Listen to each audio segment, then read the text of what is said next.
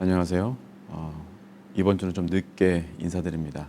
지난주에 좀 바쁜 일이 있어가지고 한번 뛰어넘었는데 주중에 또 올리기가 약간 귀찮아서 일주일이 지나버렸네요. 아무튼 오늘은 출애굽기에 대해서 이야기를 나누려고 합니다. 이 창세기가 끝나는 무렵에 이제 요셉이 이집트의 총리가 되죠. 그때부터 이 출애굽기가 시작되는 시점까지는 한 400년 이상이 되는데 그 사이의 역사는 성경에 기록되어 있지는 않습니다. 근데 우리가 여러 가지 결과를 보고 유추해 볼 때 어떤 일이 있었는지 우리는 알 수가 있죠. 원래는 이스라엘 족속이 그렇게 큰 집단이 아니었어요. 기껏해야 한 100명에서 200명 됐을 것 같아요. 야곱과 야곱의 12아들 그리고 그들의 처자식들 그리고 종들 이렇게 해서 뭐 100명, 200명 이거 안팎이었을 텐데 이제 팔레스타인 지역이나 이런 척박한 곳에 기근이 들어가지고 이때 마침 이스라엘 사람이 총리를 하고 있었기 때문에 이스라엘 사람들은 상당 부분이 이집트로 말하자면 이민을 가죠. 가서 풍요로운 이집트에서 먹을 것을 얻고 잘 곳을 얻고 했었습니다. 요셉이 총리였을 때는 당연히 이스라엘 사람들에게 우호적이었겠죠. 그래서 이스라엘 사람들이 이집트에 잘 안착을 하고 또 나름대로의 높은 지위도 부여받고 이렇게 살았었습니다. 그런데 이제 시간이 지나면서 이스라엘 사람들이 점점 늘어나는 거예요. 많이 늘어나다 보니까 이집트로서는 정치적인 부담을 가질 수밖에 없죠. 이 사람들이 혹여 반란을 일으키진 않을까, 혹여 외국에서 침략 전쟁이 들어왔을 때 그들을 도와주거나 하진 않을까 이런 걱정에서 이스라엘 사람들을 견제하다 보니까 이제 어느새 400년이 지나면서 노예 계급으로 전락을 해버린 거예요. 이집트가 또 대표적으로 펼쳤던 정책 중에 하나가 이스라엘 사람들이 남자아이, 사내 아이를 낳으면 죽이는 정책도 폈죠.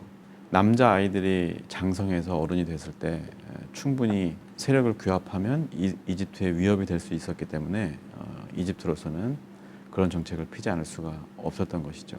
그만큼 이제 이스라엘 사람들이 숫자가 많아진 거예요. 그리고 이집트 사람들과 또 이방 사람들과 결혼하면서 자식을 낳고 나름대로 세력을 불려가니까 이제 그 네이티브 이집트 사람들의 입장에서는 굉장히 위협이 됐던 것이죠. 아무튼 그렇게 해서 노예로 전락을 하고 400년간 이렇게 살아오면서 많은 이스라엘 사람들이 자신들이 하나님의 택함을 받은 선민이라는 사실을 잊어버렸던 것 같아요. 물론 일부 사람들은 그 아브라함으로부터 시작되는 어떤 축복의 역사들을 기억하고 그것을 자식들에게 또 알려주고 교육했겠죠.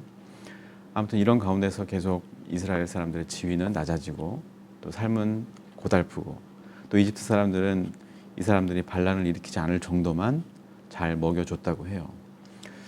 아무튼 그런 가운데에서 이제 모세가 등장을 하죠. 출애굽기가 시작하는 겁니다.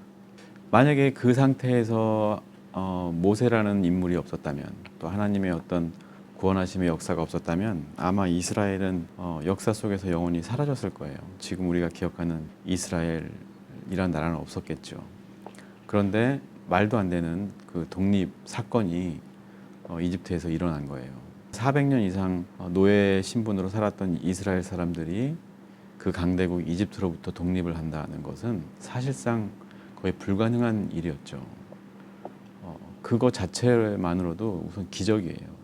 우리가 홍해가 갈라진 것이나 뭐 그 이집트 땅에 재앙이 내려진 것들이 다 기적이라고 이야기하는데 사실 그런 것도 기적이지만 모르겠어요. 그건 실제 일어나는지 안 일어나는지는 정확하게 알 수는 없지만 결과적으로 정말 가장 기적 같은 일은 이집트라는 강대국으로부터 노예 신분인 이스라엘 사람들이 독립을 한다는 거예요. 이집트 사람들이 얼마나 격렬하게 그 사건에 대해서 저항을 했는지 성경을 보면 알 수 있죠. 홍해에도 끝까지 이스라엘 사람들을 추격해서 이스라엘 사람들을 잡으려고 했는데 결과적으로는 이스라엘 사람들은 무탈히 출애굽을 하고 또 애굽의 병사들은 죽음을 맞이하는 그거는 뭐 부정할 수 없는 사실이잖아요. 실제로 홍해가 이렇게 갈라졌는지 그건 잘 모르겠어요. 그냥 갈라졌다고 저는 믿습니다만 그건 믿음 신앙적인 차원에서의 이야기고 실제로 역사적으로 그게 진짜 갈라졌는지 아닌지는 모르겠어요. 그런데 제가 생각할 때는 홍해가 갈라지는 것 이상의 기적이라고 생각해요. 출애굽한 것 자체가. 아무튼 우리가 믿기 힘든 그런 기적의 사건들, 뭐 그런 것을 믿고 안 믿고를 떠나서 이스라엘 사람들이 노예의 신분을 벗어 던지고 하나의 독립된 국가로 탈바꿈하는 이 과정 자체가 굉장한 기적이 아닐 수 없다라는 것을 말씀드리고 싶어요. 이러한 사실을 미루어 봤을 때 하나님이 이 역사에 개입을 하신다라고 볼 수가 있겠죠. 어찌 보면 우리가 참 어려운 상황 속에서 하나님이 아무것도 안 하고 우리의 기도를 들어주시지 않는 것만 같은 생각에 다다를 때가 있어요. 특히 저도 이번에 이제 정권이 바뀌어서 우리나라가 많이 개혁되기를 기대했는데 우리 국민들의 어떤 바람에 비해서 실제 개혁의 속도는 더디고 하나님은 아무것도 안 하는 것처럼 느껴지기도 했거든요. 그러나 이 출애굽 사건을 보면서 시간은 물론 더디 걸릴 수 있고 우리가 생각한 때와는 좀 다를 수 있지만 하나님이 분명히 이 역사에 개입하셔서 기적 같은 일들을 이뤄내는 것을 볼 수가 있죠. 이 출애굽 사건을 통해서. 그래서 저는 아직도 기대를 저버리지 않고 검찰 개혁이 됐든 사법 개혁이 됐든 정치 개혁이 됐든 이루어질 것이라는 믿음을 가지고 또 제가 제 자리에서 할 수 있는 일들을 하려고 애를 쓰고 있습니다. 아무튼 그래요. 개략적으로 제가 이제 출애굽 사건을 이렇게 말씀드렸는데 이 출애굽하면 모세를 빼놓고 생각할 수가 없죠. 모세는 이스라엘 노예를 막 함부로 대하는 막 채찍질하고 때리고 모욕하는 것을 보고 그 이집트 병사를 죽인 것으로부터 시작을 해서 도망자 신세가 되죠. 미디안이라는 지역에 가서 이드로라는 제사장 밑으로 들어가서 사위가 돼서 30여 년간 지내게 됩니다. 사실 당시에 이드로라는 제사장은 뭐 하나님을 섬기는 제사장은 아니었어요. 우리가 많이 착각들을 해요. 잘 모르죠. 하나님을 섬기는 하나님께 제사를 드리는 그런 제사장이 아니었고 그 당시에 그 지역에 많이 있었던 여러 이방신 중에 하나를 섬기는 그런 말하자면 무속인 같은 거였죠. 그 이드로는 목자들을 위해서 이렇게 돌아다니면서 신방하는 그런 제사장이었다고 해요. 이게 뭘 뜻하냐면 모세가 그때만 해도 도망자 신세가 됐을 때만 해도 하나님의 선택받은 어떤 선민으로서의 어떤 확고한 정체성이라는 게 없었다는 것을 말해주는 것이 아닌가 저는 그렇게 생각을 해요. 그래서 그냥 이드로라는 제사장 밑에서 같이 예배드리고 제사드리고 뭐 했겠죠. 뚜렷한 하나님에 대한 어떤 신앙이라는 것이 없었을 수도 있다 이렇게 보는 거예요. 물론 그때까지는 그랬고 나중에 이제 그 가시나무 떨기가 막 불타오르는 것을 보고 이제 그 이후에는 이제 하나님을 유일한 신으로 하나님으로 섬기게 되지만 그 전까지는 사실 목적도 없는 것처럼 보이고 어떤 소명을 받은 사람으로서의 그런 모습은 보이질 않죠. 그런데 이런 모세에게 하나님이 이제 나타납니다. 그 좀 전에 말씀드렸던 것처럼 가시나무 떨기 또 지팡이가 뱀이 되고 뭐 하는 것들을 통해서 하나님이 모세에게 직접 다가가서 말씀하시죠. 그리고 부르시고 이스라엘 사람들을 불러낼 것을 종용합니다. 처음에는 이제 모세는 나는 늙어서 안 된다, 말을 못한다 이렇게 핑계를 댔지만 결국에는 이제 그 소명을 따라서 출애굽의 거대한 역사를 이루어가는 주역으로 서게 되죠. 그런데 그래요. 제가 곰곰이 생각해 보면 그냥 정말 모세가 아무 생각도 없이 이드로 장인어른 밑에서 그냥 시간만 보내고 있었을까? 저는 그렇게 생각하지 않고 아마 그 30여 년간 이스라엘 사람들에 대한 어떤 자신의 소명 이것들을 많이 고민하고 생각했을 것 같아요. 그리고 하나님을 만난 이 사건을 통해서 자신이 무언가를 해야 되겠다는 확고한 결심을 하게 되는 것이겠죠. 그 오랜 시간 동안 그냥 숨어서 살았던 이유가 자기가 뭘 해야 될지도 모르니까 당연히 숨어서 지냈겠죠. 저도 그래요. 지금 교회를 안 나간 지가 한 2년이 되고 있지만 늘 가슴속에서 교회에 대한 어떤 모습을 마음속으로 그려봅니다. 교회가 이렇게 돼야 할 텐데 예배는 이렇게 드려야 할 텐데 제가 지금은 이제 교회를 떠나 있는 말하자면 도망자처럼 이 속세에 나와서 사업을 하고 있지만 마음은 늘 교회에 있거든요. 아마 모세도 그랬을 것 같아요. 모세도 항상 이스라엘 백성들을 생각하고 또 이스라엘 사람들을 어떻게 하면 구원해낼 수 있을지 고민했을 것 같아요. 다만 방법을 몰라서 주저하고 있었는데 하나님이 이제 개입을 하신 것이죠. 그래서 힘을 얻고 모세가 드디어 이제 이집트로 돌아가서 출애굽의 역사를 이루어가기 시작합니다. 하나님이 모세에게 이렇게 말씀하세요. 출애굽기 3장 6절에 보면 나는 네 조상의 하나님이다. 아브라함의 하나님이고 이삭의 하나님이고 야곱의 하나님이다 하면서 모세가 섬겨야 될 하나님이 누구인지 또 모세가 어떤 존재인지 확실하게 깨닫게 되죠. 하나님의 축복을 받은 아브라함으로부터 이어져 내려오는 그 축복의 통로라는 것을 모세는 이제 깨닫고 과감하게 이제 행동하기 시작을 합니다. 결국엔 모세는 자신의 소명을 발견하고 자신이 무엇을 해야 되는지 명백하게 알게 된 거예요. 아무튼 그 이후로 이제 출애굽기 5장부터 15장까지는 이 모세를 통해서 이 노예였던 이스라엘 사람들이 해방되기까지 독립하기까지 그 과정, 사건들이 그려져 있습니다. 그리고 결국에는 이스라엘 사람들이 자유를 얻게 되지요. 그래서 여러분 잘 아시는 그 애굽의 재앙부터 시작을 해서 또 유월절 아시죠? 문에 양의 피를 발라놓으면 이렇게 유월 넘어갔다고 해서 유월절이라고 하잖아요. 그 장자가 다 죽는 재앙이 있었는데 아무튼 그런 유월절도 지나고 또 홍해를 건너가고 아무튼 이렇게 해서 이집트로부터 이스라엘 사람들이 독립을 하게 됩니다. 그런데 이제 광야에서 꽤 오랜 시간을 또 살죠. 이 광야에서의 시간은 이스라엘 민족이 나름대로의 어떤 틀과 체계를 만들어가는 연단의 시간이었다고 봅니다. 이 가운데 율법이 만들어지고 십계명을 받고 율법이 만들어지고 여러 가지 그 법과 질서가 만들어지고 또 정체성을 만들어가는 시기였어요. 아무튼 이 광야에서의 삶을 통해서 이스라엘 사람들은 나름대로의 질서와 체계를 세워갔고 그 가운데서 이스라엘 사람들이 특별히 하나님으로부터 선택받은 백성임을 자각하는 그런 귀한 시간이었다고 봅니다. 근데 우리가 이제 그런 착각을 할 때가 있어요. 선민이라는 것이 뭔가 이렇게 남다른 어떤 특권을 받는다든지 아니면 특별히 남들보다 더 많은 복을 받는 것이라든지 이렇게 오해하는 분들이 많이 있는 것 같아요. 이스라엘 사람들이 가장 그런 오해를 많이 하죠. 자신들만 말하자면 구원받을 것처럼 이야기하는데 물론 예수님 이후에는 그런 관념들이 깨졌지만 아직도 이스라엘 사람들은 자신들만이 하나님으로부터 택함받은 사람이다.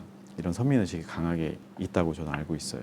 오늘날의 그 성도님들도 많이 그런 생각에 빠져 있을 때가 있어요. 내가 하나님을 믿기 때문에 남들에 비해서 특별히 어떤 복을 받았다라고 착각을 하는 경우도 있고 또 남들과 다르다고 오해하는 경우도 있어요.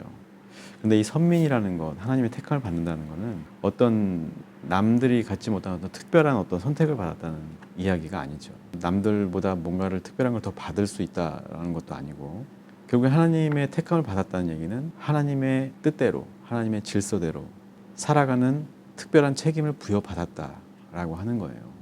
그 책임은 우리가 생각하지 않고 우리가 특별히 선택받은 선민으로서 어떤 받을 복만 생각한다면 이거는 선민에 대한 하나님의 택하심에 대한 아주 크나큰 오해라고 할 수가 있어요. 우리가 출애굽기를 보면서도 우리가 하나님으로부터 특별히 선택을 받았으니 하나님께서 우리에게 특별한 어떤 복과 기쁨을 주실 것이다. 이런 시각으로 출애굽기를 읽고 자신에게 적용하면 굉장히 위험해집니다. 정리해보자면 하나님 뜻대로 하나님의 질서대로 살아가야 하는 책임을 특별히 부여받은 사람들이다. 이렇게 이해를 하고 우리 출애굽기를 읽어야 된다. 저는 그렇게 말씀을 드리고 싶고요. 이 하나님의 질서라는 것은 결국엔 그런 거예요. 제가 몇 번 말씀드린 것이지만 하나님을 사랑하고 이웃을 사랑하는 거예요. 공평과 정의를 세워가는 일이죠. 불의에 대해서 분노할 줄 알고 정의로운 일에 앞장서는 것. 그것이 하나님의 택함을 받은 선민이 해야 할 가장 중요한 사명이다. 저는 이렇게 말씀을 드리고 싶어요.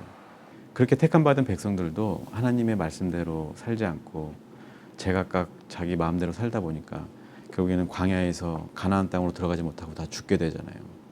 우리가 선택받은 백성이라고 하더라도 우리가 그 택함을 입은 사람으로서의 책임을 다하지 않으면 우리에게 주어진 그런 축복은 아무 의미 없는 우리를 오히려 죽음으로 내모는 것이 될 수 있다는 것을 우리가 기억해야 합니다. 이 출애굽기를 통해서 우리가 그것을 알 수가 있어요. 그 사실을 간과하고 우리가 보고 싶은 것만 보고 듣고 싶은 것만 듣는다고 하면 이 출애굽 역사를 통해서 하나님이 우리를 어떻게 선택하시고 우리를 어떻게 사용하시고 또 우리의 삶에 어떻게 역사하시는지를 제대로 알 수가 없겠죠. 선민이라는 것은 특별한 책임이 부여된 사람들이다. 우리가 이런 이해를 가지고 우리가 하나님의 택함 받은 백성으로서 자기의 책임을 다하고 성실하게 살아갈 때 하나님은 우리의 삶에 개입해 주셔서 우리를 출애굽시켜 주시고 온갖 고난과 어려움으로부터 구원해 주실 거예요. 그런데 우리의 책임은 다하지 않으면서 선민으로서의 어떤 특권만 누리려고 한다고 하면 그것처럼 불행한 일은 없겠죠. 그래서 우리가 출애굽기를 읽을 때 좀 유의하면서 읽어야 되겠습니다. 아무튼 대서사시 같은 출애굽기 읽는 재미도 있어요. 처음부터 되게 극적인 이야기잖아요. 갈대 상자에 모세가 담겨서 극적으로 살아나는 것부터 해서 또 소명을 받고 출애굽을 하는 그 과정 그 자체로도 굉장히 의미가 있고 재미가 있는 이야기이기 때문에 출애굽기 읽는 것은 그렇게 어렵지 않을 거예요. 이 광야에서의 고난과 역경들 이런 것들을 통해서 우리가 처한 어떤 현실 속에서 만나는 인간적인 어려움이나 고충들 이런 것들을 이해할 수 있는 계기도 될 수 있을 것 같고요. 또 이후에 십계명이나 여러 가지 법들을 통해서 하나님의 공평과 정의라는 이 가치는 예나 지금이나 어느 곳에서나 정말 중요한 것이다라는 것을 우리가 생각해 볼 수도 있을 것 같아요. 또 금송아지 사건을 통해서 우리 인간이 얼마나 또 연약하고 이 어려움 속에서 쉽게 우리의 소명을 잊어버리고 또 하나님의 택하신 백성으로서의 신분을 망각할 수 있는지 그것을 여실히 보여주는 내용이다라는 것을 말씀드리면서 우리가 그렇게 연약한 존재라는 것을 우리가 기억할 수 있기를 바라고 이 하나님의 공평과 정의라는 이 가치는 동서고금을 막론하고 늘 추구해야 하는 또 특히 하나님의 선민으로서 하나님께 택함받은 백성으로서 이 일을 이루기 위해서 우리가 우리의 책임과 의무를 다해야 한다는 것을 우리가 생각해 볼 수 있을 것 같습니다. 아무튼 그래요. 출애굽기는 이제 그냥 읽어도 되게 재미있는 책이고 우리가 많은 영화나 애니메이션 같은 것들도 보면 이 출애굽을 소재로 한 것들이 많잖아요. 그만큼 재미있는 이야기이기도 하고 또 우리에게 많은 것들을 깨닫게 해주는 글이기도 합니다. 여러분들 이제 출애굽기 읽으면서 많은 은혜 받으시고 하나님의 택하신 백성으로서 우리가 해야 할 책임과 의무가 무엇인지 생각해보는 그런 계기가 되기를 바라면서 오늘은 여기까지 하도록 하겠습니다. 또 다음 시간에 뵙도록 하겠습니다. 감사합니다.